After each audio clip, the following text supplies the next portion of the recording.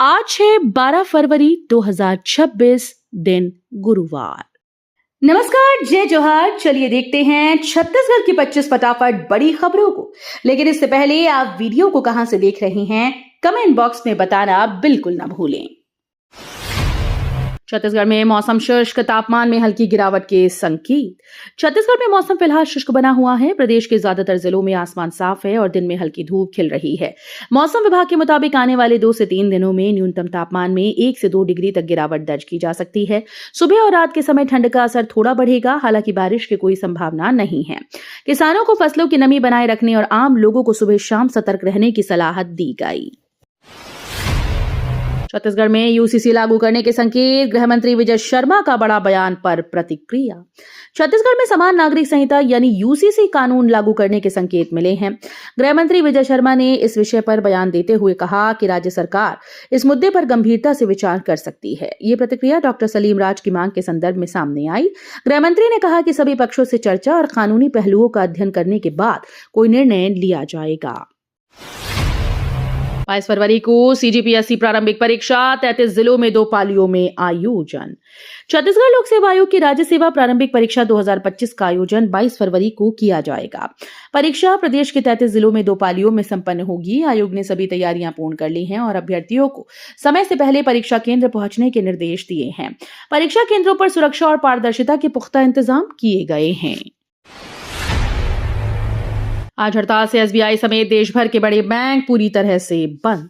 आज देश भर में बैंक कर्मचारियों की हड़ताल के कारण भारतीय स्टेट बैंक सहित कई बड़े बैंक बंद रहे। हड़ताल का असर शहरी और ग्रामीण दोनों क्षेत्रों में देखने को मिला। शाखाओं में नकद जमा निकासी, चेक क्लियरेंस और अन्य काउंटर सेवाएं पूरी तरह से ठप रहीं। हालांकि एटीएम और ऑनलाइन बैंकिंग सेवाएं अधिकांश स्थानों पर सामान्य रूप से चलती रहीं। अप्रैल से पैन नियम बदले, कैश कार्ड प्रॉपर्टी लेन देन की नई लिमिट लागू। 1 अप्रैल से पैन कार्ड से जुड़े नियमों में बड़े बदलाव लागू होने जा रहे हैं। अब केवल तय सीमा से अधिक के लेन देन पर पैन देना अनिवार्य होगा। बैंक में सालाना 10 लाख रुपए से ज्यादा नकद जमा या निकासी पर पैन जरूरी होगा। 5 लाख से महंगी गाड़ी खरीदने और 20 लाख से ऊपर की प्रॉपर्टी डील में भी पैन देना होगा। होटल या इवेंट में 1 लाख से अधिक खर्च पर पैन अनिवार्य रहेगा। नए नियम आम लोगों को राहत देंगे।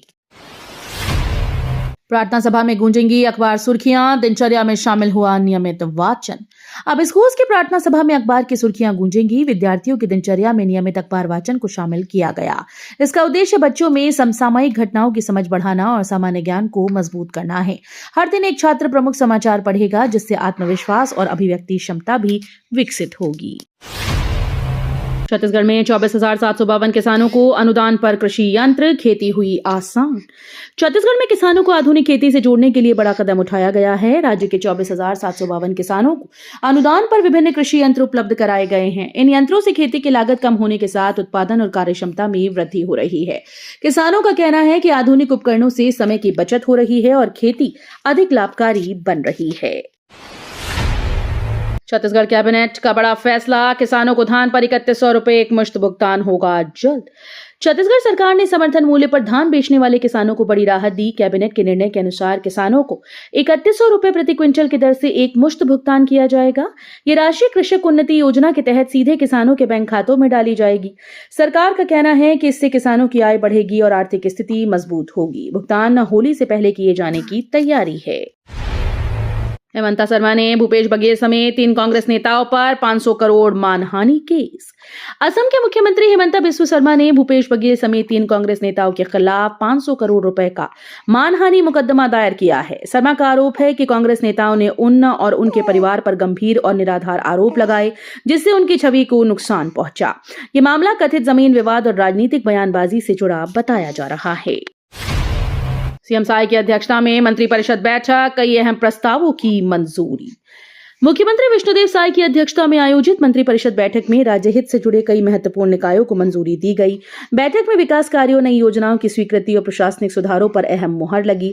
कुछ विभागों के बजट प्रावधानों में संशोधन किया गया। वहीं नई भर्तियों और अधोसंरचना परियोजनाओं को भी हरी झंडी दी गई। सरकार का कहना है कि इन फैसलों से आम जनता को सीधा लाभ मिलेगा।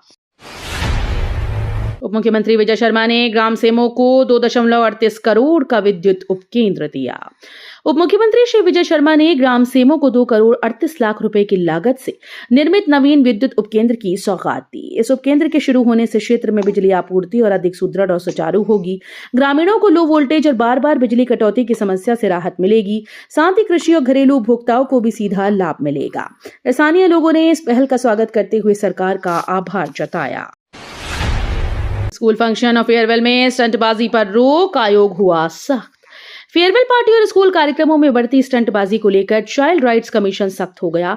आयोग ने सभी कलेक्टर्स और जिला शिक्षा अधिकारियों को पत्र लिखकर ऐसे आयोजनों में खतरनाक स्टंट और लापरवाही पर रोक लगाने के निर्देश दिए। बिना अनुमति या सुरक्षा इंतजाम के किसी भी तरह की जोखिम भरी गतिविधि नहीं होगी। स्कूल प्रबंधन को बच्चों की सुरक्षा सुनिश्चित करने और नियमों का पालन कराने की जिम्मेदारी सौंपी गई।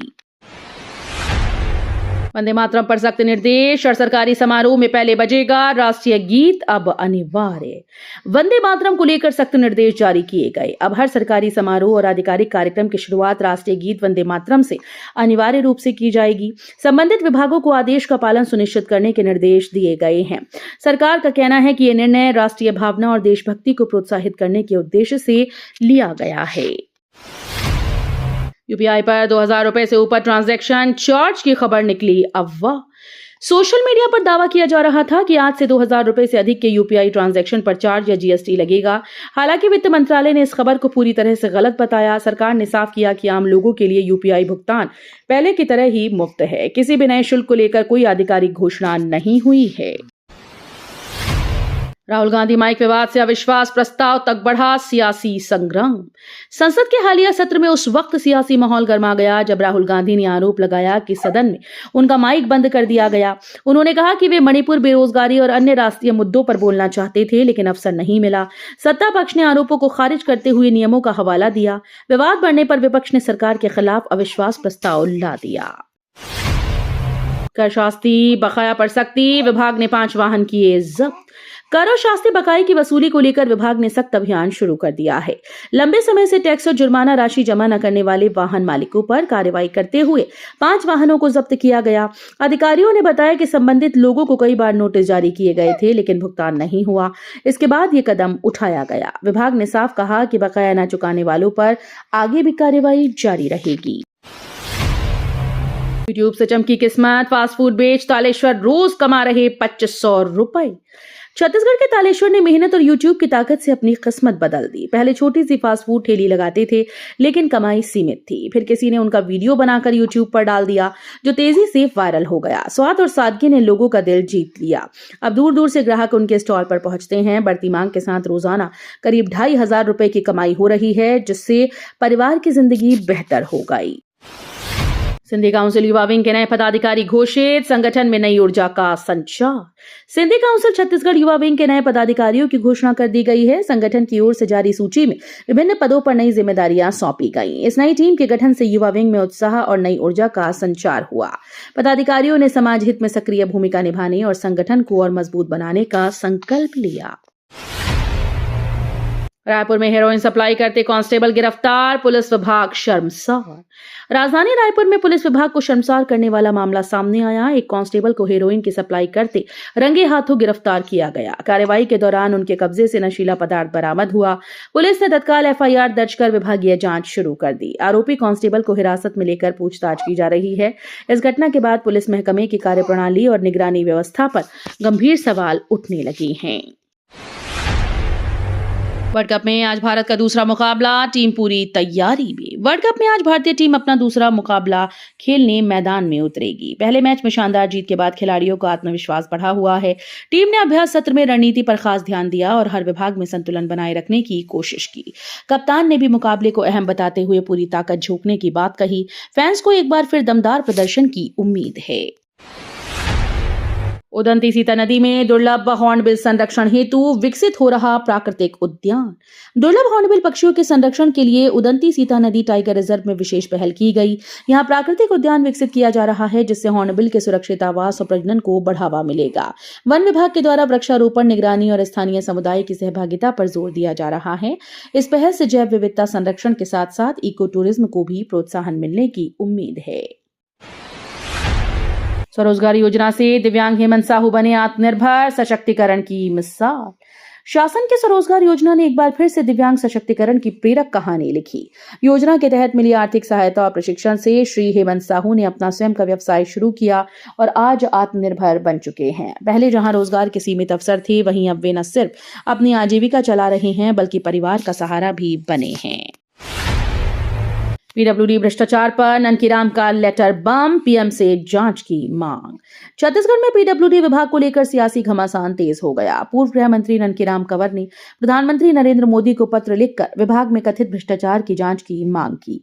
पत्र में एक प्रमुख अभियंता पर गंभीर आरोप लगाए गए और निष्पक्ष कार्रवाई की बात की गई। इस मुद्दे ने प्रदेश की राजनीति में हलचल बढ़ा दी और आने वाले दिनों में मामला और गर्मा सकता है। वन मंत्री केदार कश्यप की अहम प्रेस वार्ता, आज कई मुद्दों पर चर्चा। वन मंत्री श्री केदार कश्यप आज महत्वपूर्ण प्रेस वार्ता करेंगे। इस दौरान वन विभाग की योजनाओं, संरक्षण अभियान और विकास कार्यों से जुड़ी अहम जानकारियां साझा की जाएंगी। वन्यजीव संरक्षण, वृक्षारोपण अभियान और वन अधिकार से जुड़े विषयों पर भी चर्चा की संभावना है। मीडिया प्रतिनिधियों को आमंत्रित किया गया है। माना जा रहा है कि प्रेस वार्ता में विभाग की आगामी रणनीति और नई घोषणाओं का खुलासा हो सकता है। राजम कुंभकल्प में दर्शनीय स्थलों की डिजिटल जानकारी से श्रद्धालुओं को मिली बड़ी सुविधा। राजम कुंभकल्प में इस बार श्रद्धालुओं को आधुनिक डिजिटल सुविधा मिल रही है। मेला क्षेत्र में लगाए गए QR कोड, डिजिटल स्क्रीन और सूचना केंद्रों के माध्यम से त्रिवेणी संगम, राजीव लोचन मंदिर और कुलेश्वर महादेव सहित प्रमुख दर्शनीय स्थलों की जानकारी आसानी से उपलब्ध हो रही है। तो ये थी आज की बड़ी खबरें। अगर आपको न्यूज पसंद आई हो तो वीडियो को लाइक और शेयर करना बिल्कुल ना भूलें। धन्यवाद।